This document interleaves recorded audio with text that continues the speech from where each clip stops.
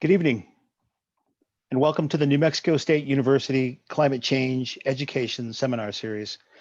My name is Renee Romo, and as a field representative of the office of Senator Tom Udall and an Aggie myself, it's been my distinct privilege to assist the fine faculty and staff at New Mexico State University in organizing this important and informative series over the course of 3 academic years. For tonight's talk, we are honored to hear from Arizona State University ecologist, Dr. Leah Gerber, Director of the Center for Biodiversity Outcomes at ASU, whose talk is titled Knowledge to Outcomes in Global Biodiversity Conservation. Dr. Gerber was one of the lead authors of a landmark report issued in early 2019 by the IPBES, the Intergovernmental Science Policy Platform on Biodiversity and Ecosystem Services. The report, the most comprehensive assessment ever produced, sent a dire message to the global community. The effects of human activity, including climate change, threaten the extinction of up to 1 million species of plants and animals around the world, what's been called the 6th mass extinction in Earth's history. Before we turn to Dr. Gerber, let me mention that to find out about future talks in the NMSUCCESS series, which you can attend virtually, visit our webpage, sustainability.nmsu.edu/NMSUCCESS. There you can also find recordings of past talks.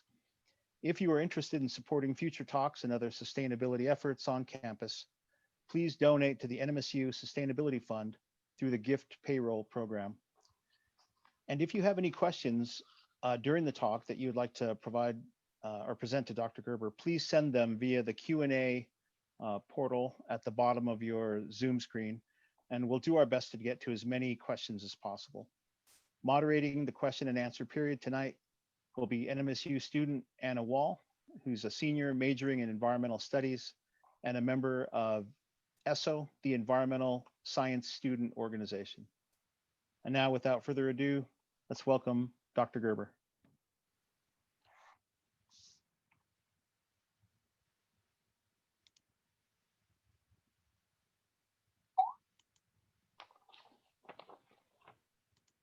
Good evening, everyone.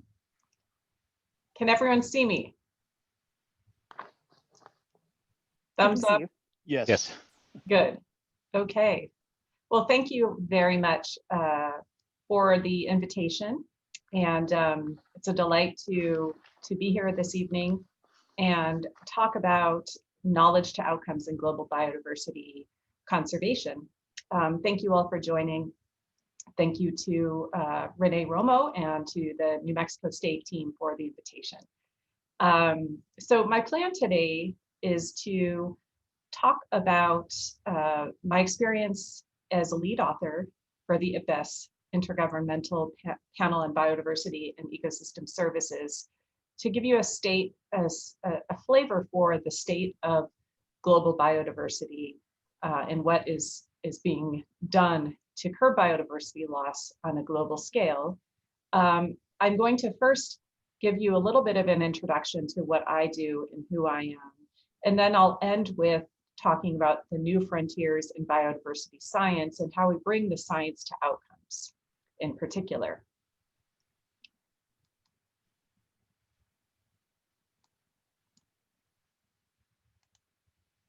Okay, so I'm a professor at Arizona State University. I've been here almost 20 years, and I run a lab called the Conservation Innovation Lab. My training is primarily in marine ecology and conservation. And after spending, the first 15 or so years doing conservation science, at publishing in the good journals and thinking that science, if I keep producing it, it's going to make its way to policy, I took a pause and thought, there's something not happening here between the science that I'm producing and the outcomes that I am committed to. And so I sort of turned my research to also understanding what determines outcomes in biodiversity science and really making a concerted effort to bridge that divide. And the challenge really is that, as Renee mentioned in this introduction, we are experiencing an unprecedented rate of extinction that's 1,000 times greater than historical rates of extinction. And this threatens our own livelihood, the sustainability of our planet, food security, clean water, our ability to adapt to climate change. Yet, biodiversity remains marginalized in policymaking, in private sector trade-offs, in finance. And so the real ambition and motivation that I have is to address this question: how do we mainstream biodiversity conservation into global decision-making and sustainable development? And it's precisely that question that motivated me to establish a new center, which I call a boundary organization here at ASU. And the idea is to innovate in the field of conservation science, and then to bridge the divide, to bring that innovation to relevant sectors for decision-making. And that might be government, NGO, or the corporate sector. And we take an integrated approach that weaves together our research with our partnerships and our education programs. Now, we're doing this in a way that we don't really know, we're not really using an established model for how we operate. So we decided to create a theory of change for what do we think?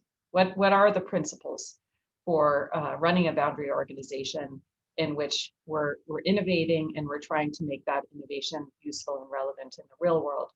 So the outcomes that we strive to achieve include reducing the number of endangered species globally, increasing the consideration of biodiversity in the private sector, and developing decision tools that better allow and promote the use of science in decision making. We hypothesize that taking an evidence-based approach and by partnering with practitioners, we will then establish easy and intuitive access to information, which ultimately leads to improved practice. So these are just a few of our partners that who we work with. And I really want to provide that context for where I'm coming from. 4 years ago, I was invited to serve as a lead author for the IPBES, and this is going to be the focus of my talk.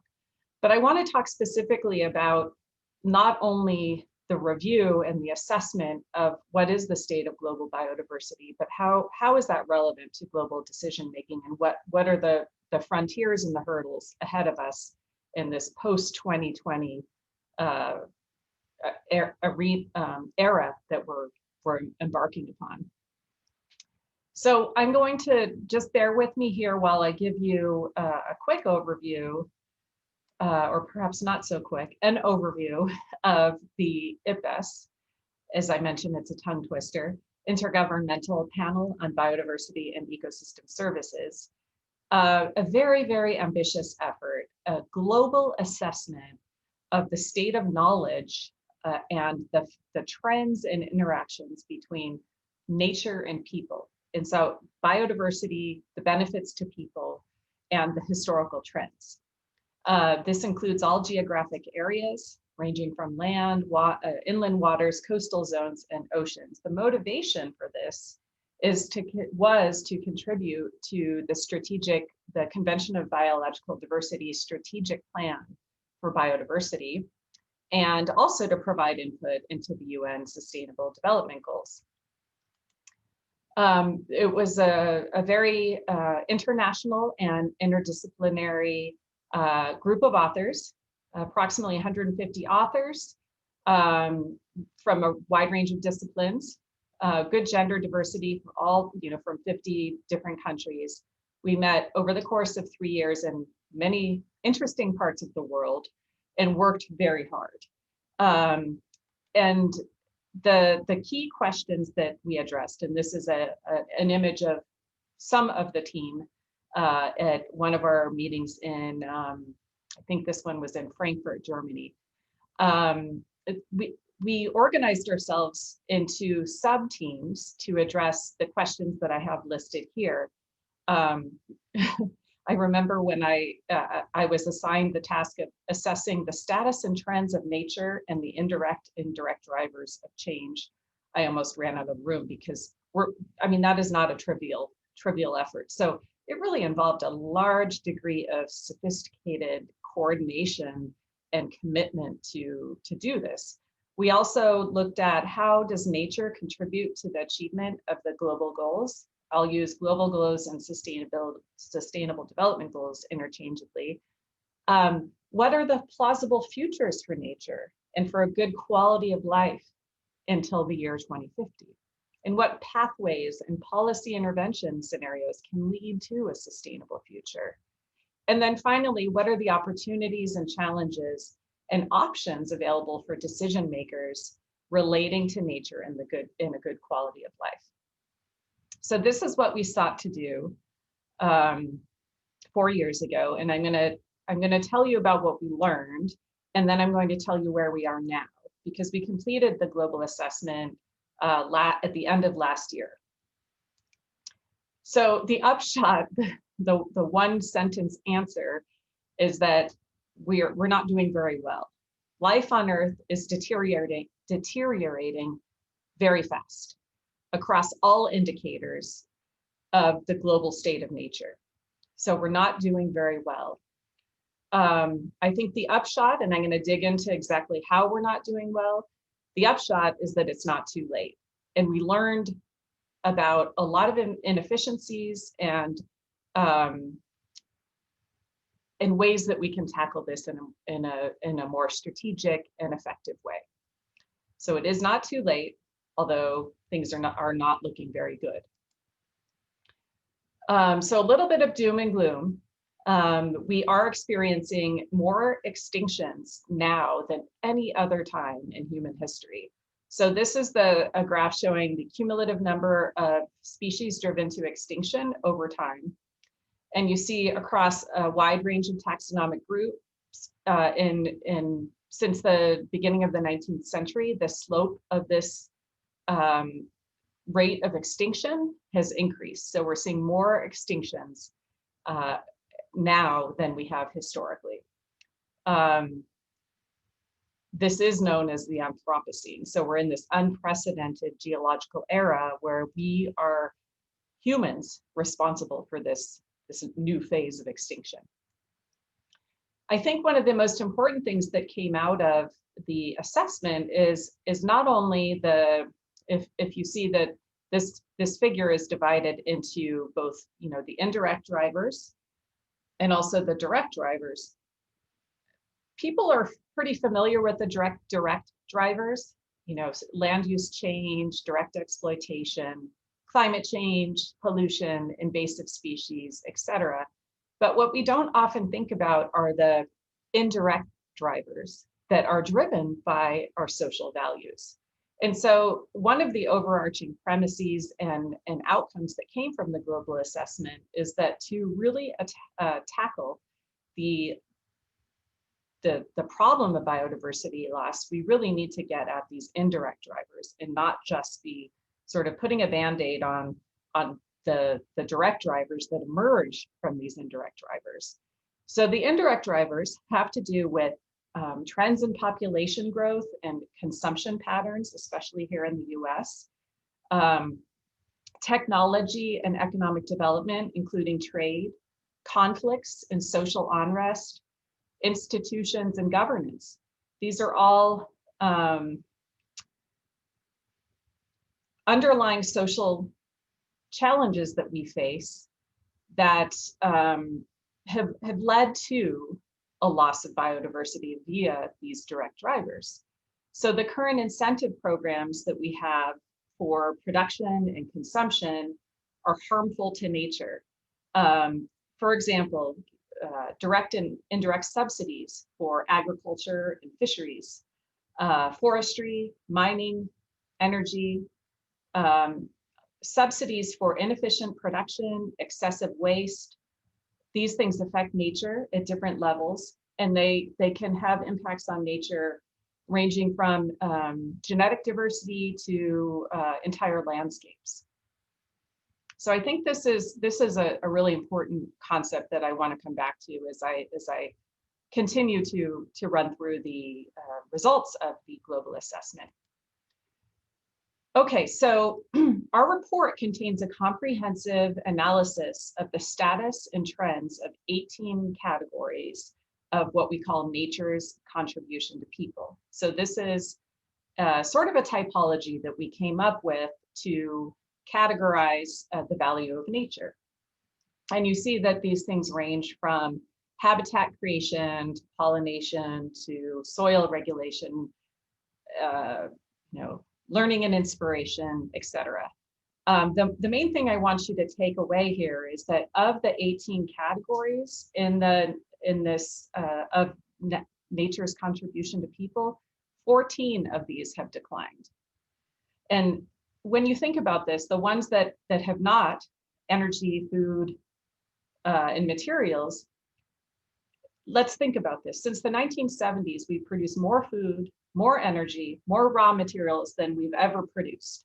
Now, this increase in production and the associated waste is undermining nature's capacity to regulate processes and regenerate itself. So this is not, this was not a very optimistic result. And furthermore, when we look at these results in the context of progress towards achieving specified international biodiversity and sustainability goals, we have not fared very well. So before I step you through our progress towards meeting these goals, let me briefly introduce you to, we have a set of targets that the Aichi Biodiversity Targets. These are specific targets related to what we hope to achieve in biodiversity conservation. We had a set of targets established for 2020, and now we've moved on to post 2020. So we're looking into 2030 or 2050. So this is under the Convention of Biological Diversity. And these are one set of targets. There's another set of targets that you may be more familiar with, and these are known as the Sustainable Development Goals. And you'll see that these range from poverty to hunger. Several of these relate directly to biodiversity. Arguably, all of these depend on nature. Some of them are much more specific. For example, life on land, life below water, climate action. But these are a different set of goals that are known as the Sustainable Development Goals. And there's quite a bit of synergy between the Aichi Biodiversity Targets and the UN Sustainable Development Goals, also known as the Global Goals. Okay, so how have we done with progress towards these goals? So first, let's look at our progress towards the Aichi Biodiversity Targets. And as you see, we have organized these targets into categories of drivers, pressures, status, benefits, and implementation. And you'll see that partial progress has been observed in a minority of these. For the most part, we have not progressed towards these goals. Some are moderate. In a few, we actually have made some progress. But it's notable that none of these four directly tackles the root causes of nature's decline, or those indirect drivers. So this is useful to look at where we have performed well and where we have not performed well in terms of reaching these biodiversity targets. The picture is similar regarding the UN Sustainable Development Goals. So if we look at a similar, my lights just went off, excuse me. All right, I'm back. So if we look at similar typology for, as you recall, I pointed out the most relevant Sustainable Development Goals, and we focused on the selected Sustainable Development Goals that are most relevant to nature. And these range from no poverty, hunger, climate, life below water, life on land. And this is showing the stats and trends and aspects of nature that support progress towards this target. And you can see that most are poor or declining. And as I mentioned, of the 35 targets that, of the 44 targets that we assessed, 35 show a negative trend. So in summary, I realize this is a lot of color and a lot of arrows and things like that. In summary, there's been some progress, but not enough to stem the direct drivers of nature's deterioration, and especially its root causes, those indirect drivers. So what does all this mean? The conclusion was very much, the report was intended to be a reference document that primarily provides scientific evidence for reviewing the global state of biodiversity. It was not intended to be a policy document in itself, but the underlying synthesis chapter on options for decision makers concluded that the challenges that we face in nature's deterioration or biodiversity loss, climate change, and our quality of life are all interconnected. And so we need to address these things synergistically. And what I mean by that is looking at local to global levels and thinking holistically about food, water, energy, health, climate change, nature conservation, and human well-being in a way where we're not just looking at one of these separately, but we're looking at them all together and looking at how can these priorities combine towards sustainable pathways. And some of the key considerations that we identified in that pathway include inclusion and participation in environmental governance. And that means recognizing the knowledge, innovations, practices, and values of indigenous people and local communities throughout the world. Biodiversity conservation can no longer be a discipline or a field for the elite Westerners. Nature values, many communities in the world value and benefit from nature. And we need to start embracing that plurality of values in the way we make decisions. Importantly, of equal importance, we also need to evolve our global financial and economic systems to build a more global sustainable economy, and one that does not depend on the current limited paradigm of economic growth, where we're not paying the full cost of nature in our consumption patterns. So I want to bring us to the present, because we actually are now in discussions with the under the Convention of Biodiversity, Convention on Biological Diversity. As I mentioned, many of the targets were not achieved. And so now the question is, what do we want to do for 2030 or 2050? What are the goals, and how can we learn from our failures, which is a strong term, but how can we construct sort of a knowledge system that actually functions? And just to kind of step you through the process and highlight a couple of things that I think are really relevant. This is a very complicated figure, but I want to highlight again the things that I talked about, the threat reduction. We need to tackle the indirect drivers of these threats.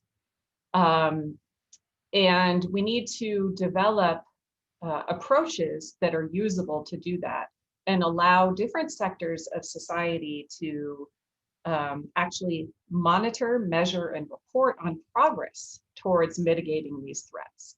So as we move towards the 2030 goals, with a focus on conservation of not just individual species, but entire ecosystems, The aspiration is that as we move along from 2030 to 2050, our children and our grandchildren will experience healthy, resilient ecosystems and species, and we also have a good quality of life as human beings. So these things are quite interconnected. So what kind of science and what are the challenges in getting there? And so I want to pivot to tell you about some of the approaches that are underway, and also give you a little bit of a hint of some of the research that we're doing in this space to bring the science to global decision making and achieving these biodiversity outcomes. So we've been working with the IUCN, the International Union for the Conservation of Nature. As I mentioned early on, IUCN is one of our partners here at the Center for Biodiversity Outcomes.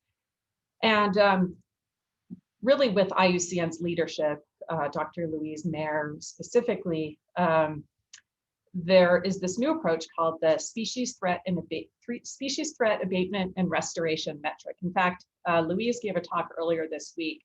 It should be posted on our website, our Center for Biodiversity Outcomes website, shortly if you'd like to catch that talk. The idea of this metric is that it allows a decision maker, maybe it's a country, maybe it's a corporation, but to actually measure what is the conservation gain that could be achieved through an action. And that action could be at a site, a landscape, a corporate footprint, or a country. And the idea is to really focus on mitigating the threats and also restoring lost habitat. And so you may be familiar with the categories of risk under the IUCN Red List. It ranges from extinct in the wild, to threatened, and then we have those species of least concern. And the idea, the underlying assumption is that alleviating the threat, a given threat, would halt population or decline in a particular distribution such that the species could be downlisted, for example, from endangered to vulnerable or least concern. So how do we put this into practice, and why is this useful or relevant? The rationale is that one of the leading issues in terms of biodiversity conservation that I think is one of the sort of political reasons why, or policy issues, explanations for why we have not achieved the goals, and that is that we are not funding biodiversity conservation. And these are some stark numbers that I'm going to share. Approximately $76 billion per year is needed to protect biodiversity.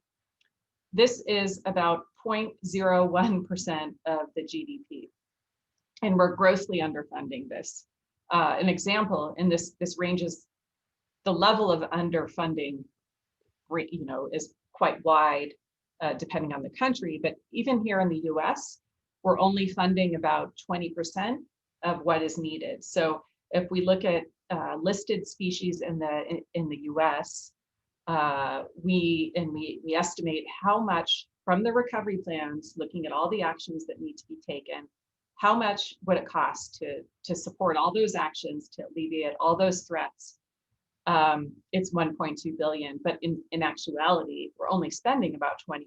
So no wonder we're not achieving our goals. We're stating these goals, but we're not funding them. The more compelling thing, and this is sort of intuitive, but this very cool regression relationship sort of makes it a lot more concrete. This relationship shows the biodiversity decline with spending. And so what we're looking at here is across countries, if we're spending more, we see less of a decline. Yeah, so if we're funding conservation actions, we're not going to see as much biodiversity decline. So this paper was published a couple of years ago in Nature, and it's a very, very rigorous analysis, global analysis of IUCN Red List data. Received a lot of attention. But then it was sort of what's next. And so we're working on picking up on this and taking this very strong regression relationship and turning it into a predictive tool so that we can actually estimate for a given level of investment in mitigating a threat or restoring a habitat, what do we expect to see? And we hope that that will allow us to bring the science to the outcomes, because we can actually quantify for, say, a country or a company what someone is actually doing to protect biodiversity or minimize biodiversity loss. So to be more specific about that,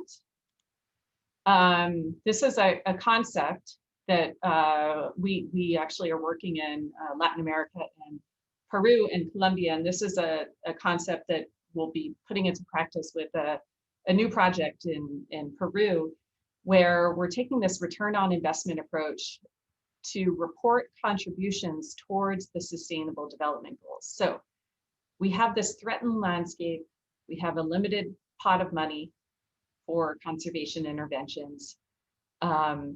We don't really know what to do. We don't know which action to take. One action might be to avoid conservation benefit. Another might be to achieve high conservation benefit. Those are two different strategies. But we have data and evidence and scientific information to consider the relative impact of these alternative actions given a particular budgetary constraint. So the idea is that we can package this information in ways that decision makers can then deliberate and identify investment choices based on return of investment. And similarly with the STAR metric, the idea is that an individual country or a company can actually take the STAR metric and report on exactly what is being done to mitigate biodiversity loss, because at present, there is very little incentive to even a system in place to report on what is being done to mitigate this loss. So to be more specific about the corporate sector, the private sector, and this is a review that some of my students led a few years ago. One day this may be published, we'll see. Private sector sustainability reports suggest that biodiversity is a priority. So if we review from this review of all of these sustainability reports, biodiversity, ecosystem services, and natural capital are mentioned, 5-10 times, but they're just mentioned. There's no action. There's no, and why is there no action? There's no incentive for action. There's no system or approach for reporting on those actions. And I do think that the private sector is going to have to play an increasingly strong role, leadership role in curbing this biodiversity loss. So in terms of why companies should care, I think they are starting to realize, and through my interactions with various consortiums of private companies and even working with private companies themselves, there is a broad range of attributes or categories in which companies can actually care about biodiversity. And these include regulation and policy, so reporting, compliance with, say, the Endangered Species Act, operational risk and inefficiencies, also access to finance, stakeholder relations, and market, an increasing consumer demand for sustainable products. So I think this is really where the change is going to need to happen in the private sector. And that's why I'm really excited about these approaches that we're developing in collaboration with the IUCN, where we're integrating this threat assessment with return on investment assessment to really get at how can we bring the best available innovation and science to solve these global challenges. So I want to pontificate. I'm coming to the end of my talk now, and I want to pontificate a little bit about this process of knowledge to outcomes. I introduced myself and, told you that I've been a professor for 20 years. I published over 100 papers and done all the things that I'm supposed to do as a conservation scientist. But really, I think a lot more than doing good science is needed to bring the science to outcomes. And we really do have this strong disconnect between the science and the knowledge and the stakeholder decision making. So often the knowledge that we are generating in the scientific communities is not relevant. I remember a conversation, after having years of research on a particular topic and presenting it to the stakeholder, and the stakeholder saying something like, well, you're answering a question that I don't have. And that was very humbling. So I'm very supportive of the process of co-production in these in both the science to the outcomes. I think that this offers an opportunity for really thinking about new institutional models for how we create partnerships to create these practical outcomes in conservation science. And a few kind of observations from my experience, that some of which I've touched on, is that, again, providing facts and data is just not enough. I think, 20 years ago, I may have thought that was the case, but it's not. It's very important to understand the institutional landscape and the levers of policy change. And I think patience is important, because cultivating and maintaining relationships such that when the timing is right, you could introduce the science is very important. The timing for producing science may not align with the decision-making timing. So holding a seat at the table and being able to communicate the science to a diversity of stakeholders is really important. So I wanted to sort of present this conceptual diagram for us to sort of look at, which is actually it's a figure in a paper that'll be coming out in Conservation in Practice soon. And this is really studying what are the best practices for individuals and organizations to conduct science that actually has impact. So the idea here is we have our best practices for organizations and best practices for researchers. And these, they're not earth-shattering, but I think we really need to embrace these. We need to incentivize actionable science. And at present, we're not really doing it very well at many universities. We also need to provide resources for early career scientists. For individuals, co-production, I think we have to begin with the end user in defining and shaping the problem.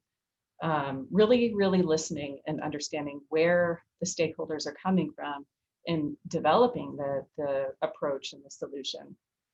Building those trusting relationships and keeping that seat at the table over, it may be decades, really, until there's an opportunity to bring the science in. And then also being skilled in communication. So the idea is that by doing this, we will have knowledge that is adopted, and we may be more efficient in achieving our outcomes, and that the knowledge is more sustainably used. So that is again, sort of revisiting my theory of change, what we expect to see. And the hope, again, we are in this unprecedented era, the Anthropocene, where really there is very few places that are untouched. Arguably, there is no place on the planet that's untouched. We're seeing this mass extinction. It's very easy to sort of throw up our hands and say, too bad we did that. I would argue that there's still a chance, there's still an opportunity to turn this around. We have capacity, we have energetic students and scholars and commitment to really reverse this trajectory. So that's what I'm most excited about. And with that, I very much welcome comments or questions. I have included my email here and my Twitter handle. So thank you very much.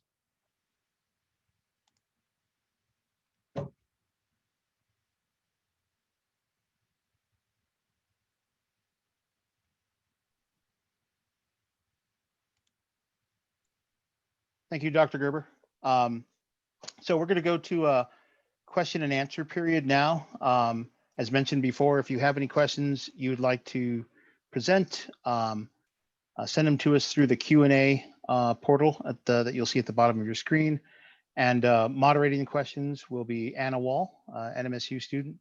Anna, you could unmute yourself so you could present these questions, and we'll take a few questions. Sounds good. All right, everybody. My name is Anna.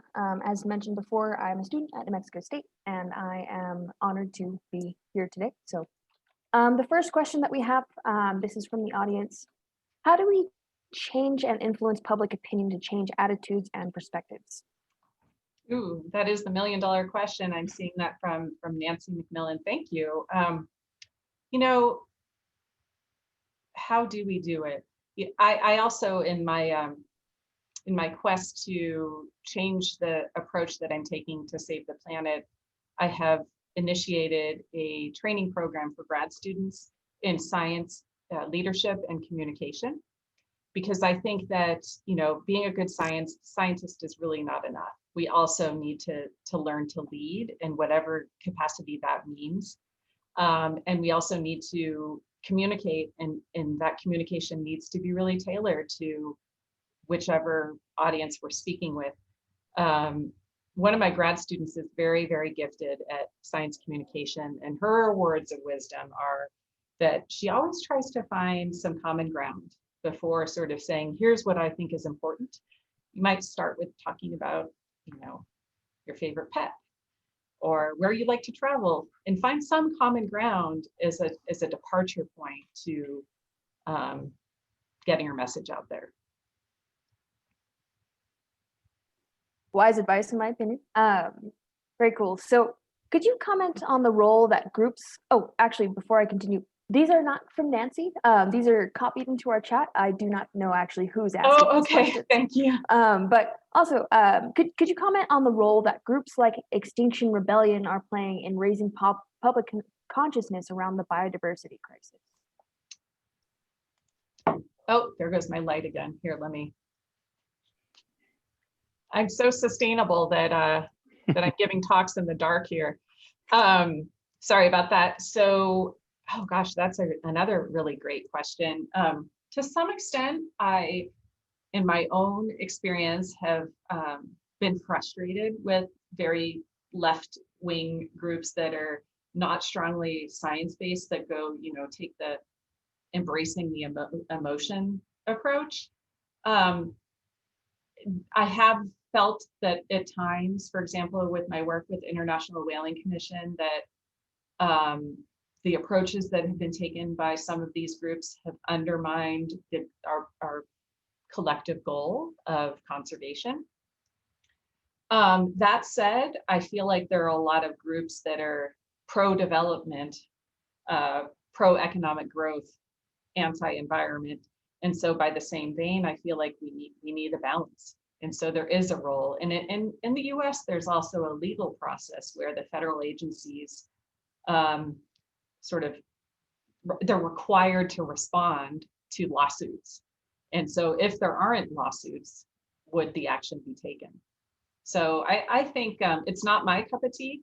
You know, in this spectrum of advocacy to science, I'm much more aligned with the science, but I think there is a strong role for those groups. So how do we change public behavior so that there is less demand for private sector destructive products and not just a demand for environmentally sustainable products? Sorry. Let me think about that. I'm going to read it too. How do we change?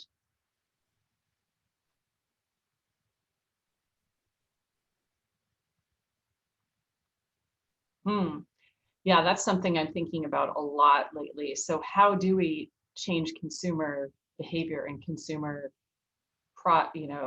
choice, and then have that choice reflected in the entire supply chain?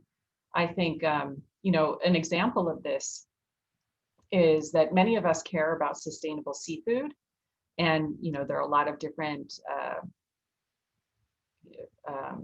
tools, seafood tracking certification schemes. For example, you may be familiar with the Monterey Bay Aquarium certification scheme. There are apps. There used to be little cards that people would carry in their wallets and to decide about what seafood consumers could eat. So those things are promising, but what really I think the transformative change that is needed there is really starting to build in the full value of nature, or what I call natural capital, into entire supply chains, from where the fish is harvested to where it's divided up and makes its way to the markets, and then makes its way to say Walmart. That we're really, really capturing the full value of nature in each of those nodes. And I think what that requires is a really deep dive into inefficiencies in that supply chain, so that the consumer is not necessarily paying more for those products, but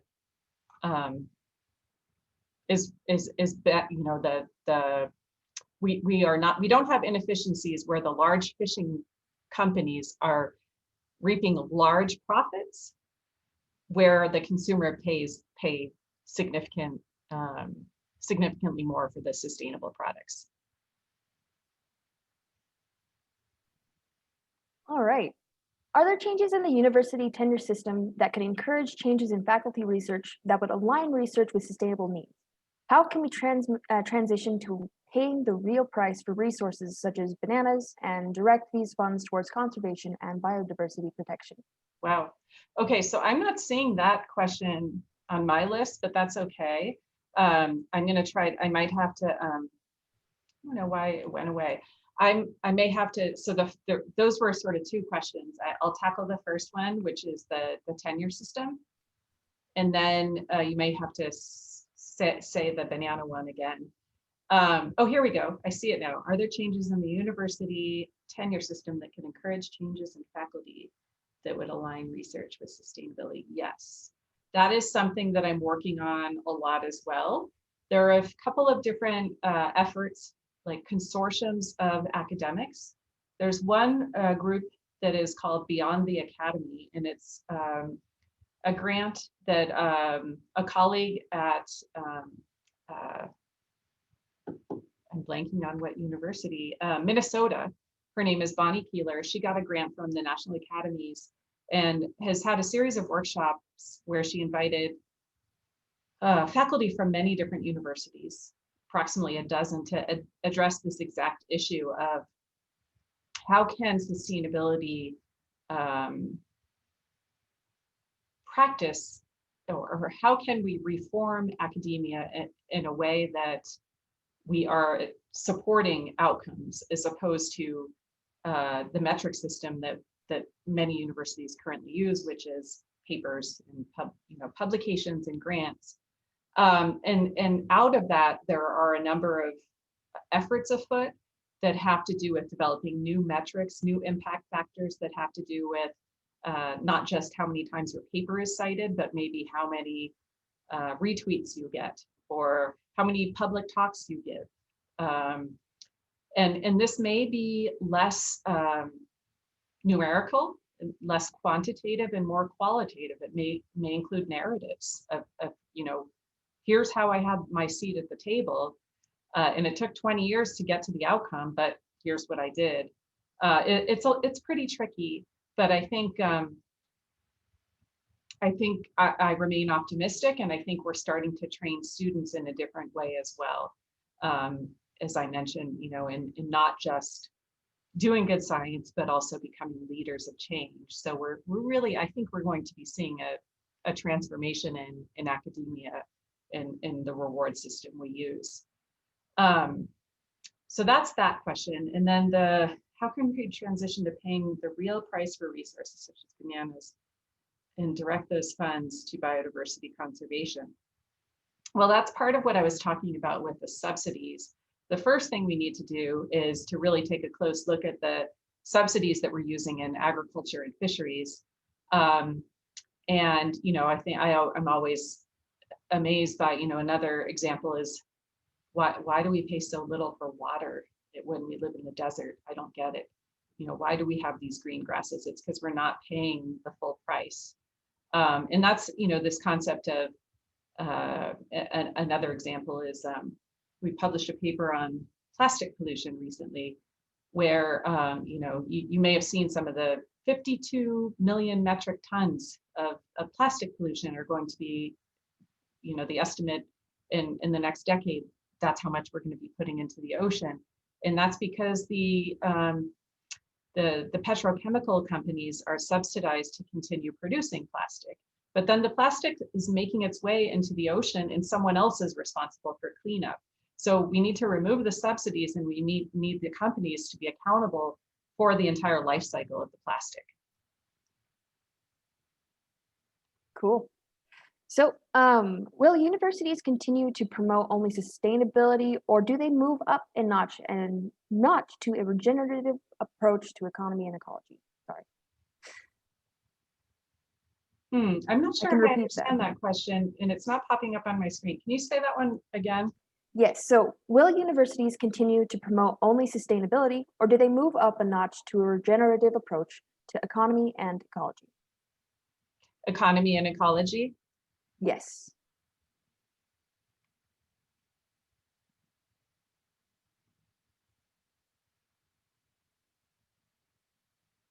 I'm not really sure if I understand it, but I'll take a stab, because I'm not really sure about what a regenerative approach is. But my answer is that we need both sustainability, and we need economics and ecology, and we need a lot more integration across those fields. For example, here at ASU, I'm in, my faculty appointment is in the School of Life Sciences. The center that I run, Center for Biodiversity Outcomes, is part of our Global Institute of Sustainability. And they're really kind of two different worlds, and that's problematic. There remains this kind of dichotomy in academia about, I'm a rigorous, pure scientist, and I don't get involved in any of that outreach or policy. I'm just going to do good science, and I'm on my way to the National Academy. Then there are the sustainability scientists who were perhaps very, the criticism or the concern is that the students are trained in such broad areas, ranging from economics to ecology to energy, all of these issues. And so what is their solid rigor and expertise? And so we really need to meld these two, and we need to start training students in paths that are not just going to become a professor. So to sort of recap that, we do need to move up a notch to melding these disciplines. Exactly. All right. So at this time, I'm not seeing a lot of questions from the audience, so I will try to bring up one that I have already prepared. So can you give us a picture of biodiversity recovery on our part following the still unpredictable end to these wildfires? Sorry. So yeah. No, I mean, No. I'm sort of, I think we can learn a lot.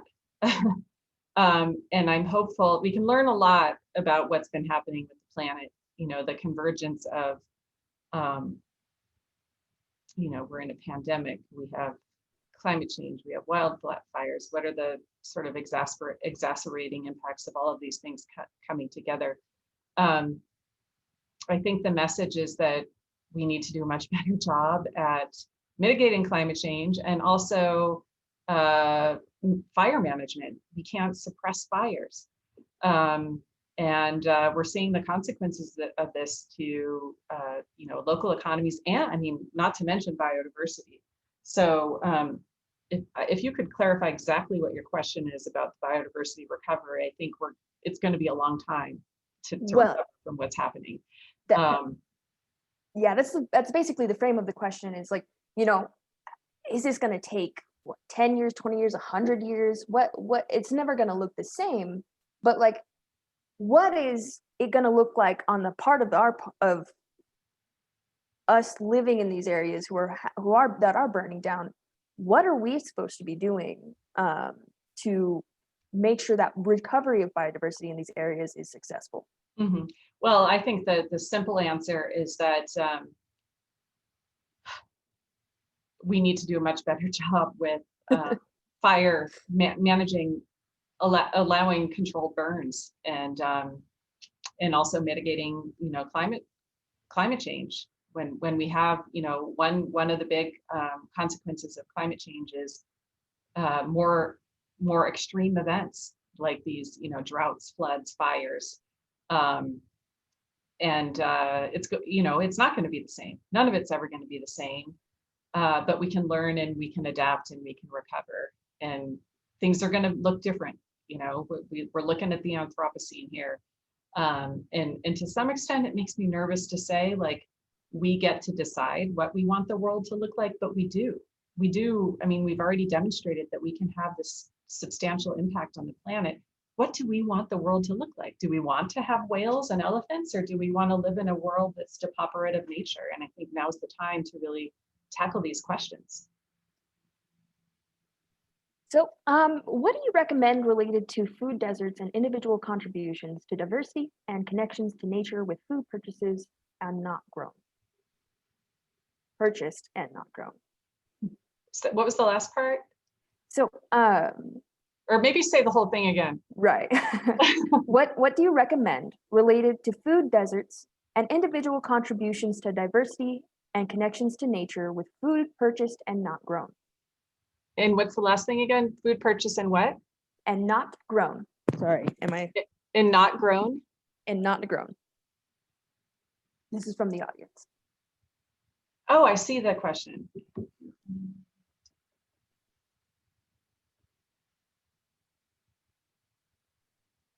I just don't understand the question. So what do I recommend related to food deserts, individual contributions to diversity and connection? Oh, okay, to food that's purchased and not grown. Okay, now I get it. I mean, this kind of goes back to, the idea of the agricultural subsidies for the large monocultures. I think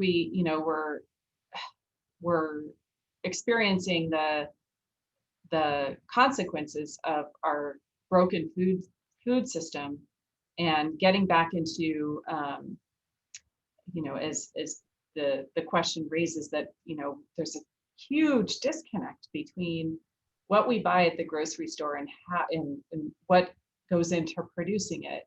And I think as a society, every effort should be taken to reconnect consumers to the source of their food. And technology can help. Some of these apps and approaches where we can actually track the origin of individual agriculture or seafood. I feel quite optimistic about this.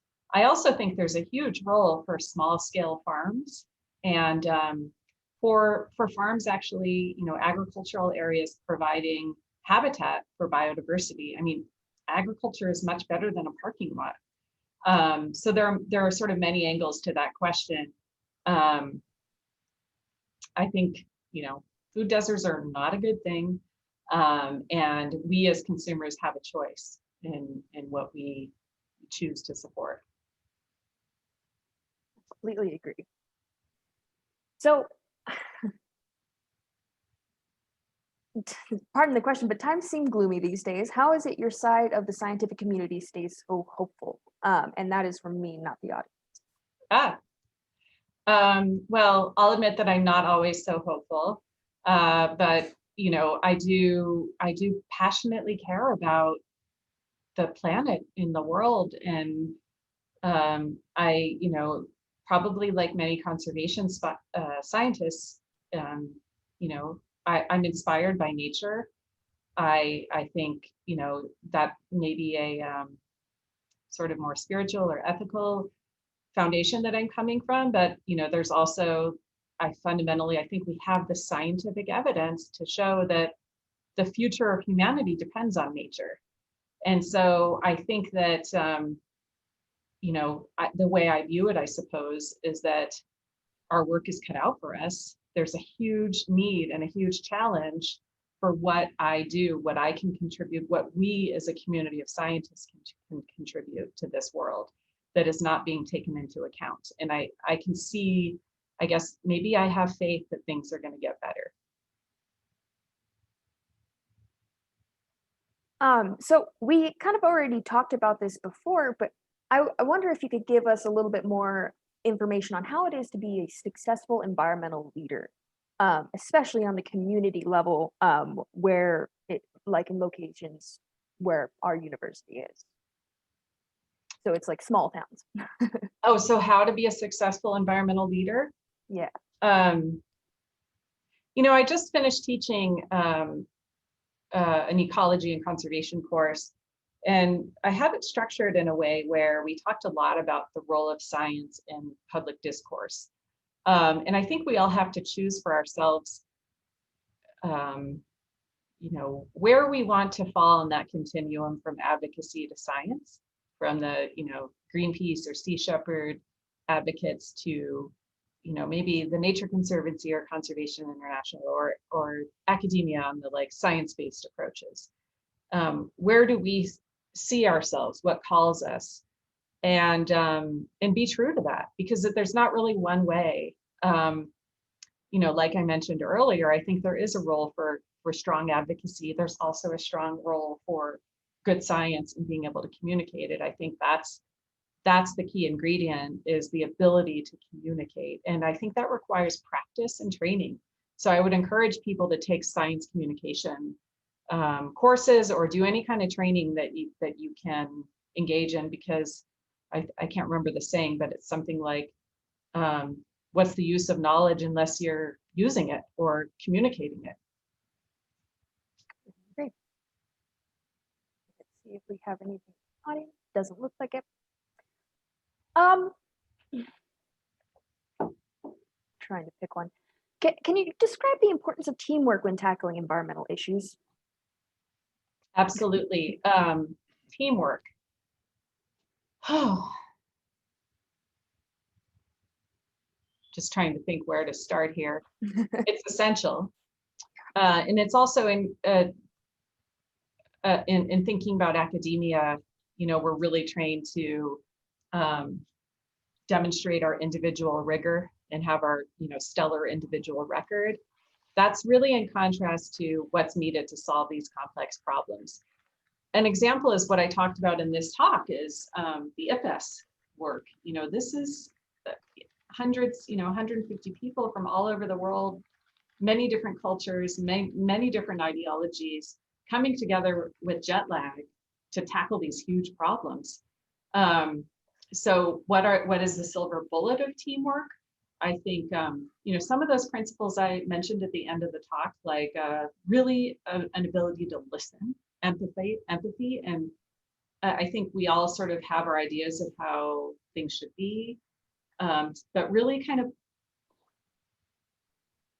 when you're in a collaboration or a setting where you're interacting with others, to really focus on listening to what the other person is saying. I find that a lot of the time when I have a strong opinion, there's an inclination to just wait till that person finishes so I can say what I want. And I would encourage people to really listen. And, you know, I think you learn a lot and the collective kind of can move forward when people are really listened to, even if you have different opinions. I think breaking down that divide between natural and social science is also important. And I see that breaking down. I see a lot more interaction between social and natural scientists. And we're going to really need that in terms of breaking down the barriers of like, oh, well, social science isn't real science, and natural science, you don't really get what the real world's about. We can't think that way. We have to value what we're each bringing to come up with that innovation that is needed to solve these challenges. All right, thank you. That's all I have for you. Wonderful. Well, thank you, Anna. Great questions. Thank you, Anna. Yeah, thanks for moderating. Thank you, Dr. Gerber. I think that's a good spot to end the talk, the idea of collaboration between different people, and especially your words about listening. It's so important for political leadership to listen to what the scientists are saying and to really hear it, which means, I think, responding to what you're saying and acting, making the tough decisions. So really appreciate that message. I want to thank the audience for all the questions that you provided. They were very good, fascinating and challenging talk, Dr. Gerber, and we really appreciate you speaking to our community here in southern New Mexico. I feel confident I can say that we all sincerely appreciate the really important work that you're doing to further the critical cause of species preservation and promoting biological diversity in the planet. To the audience, I just want to say that we hope you'll join us for the next event on which we are partnering with the University of New Mexico. It's very much related to the biological diversity crisis that we're talking about, that we talked about tonight. UNM is hosting a panel discussion on November 19th titled Indigenous Kinship and Multi-Species Justice. If you go to the web address on screen, you will find information about it and how to register for that event. That talk, I just want to say, will feature Fawn Sharp, President of the National Congress of American Indians and head of the Quinault Nation in Washington State, as well as State University of New York botanist Robin Wall Kimmerer, who is the author of Braiding Sweetgrass, Indigenous Wisdom, Scientific Knowledge, and the Teachings of Plants. We're really happy to be able to offer these talks to the public as we all strive to be lifelong learners. And with that, I just want to say good night and thank you again, Dr. Gerber. Thanks. Thank you. I enjoyed it. Thanks for the great questions. And please reach out via email or Twitter if you should have any questions. Have a good night.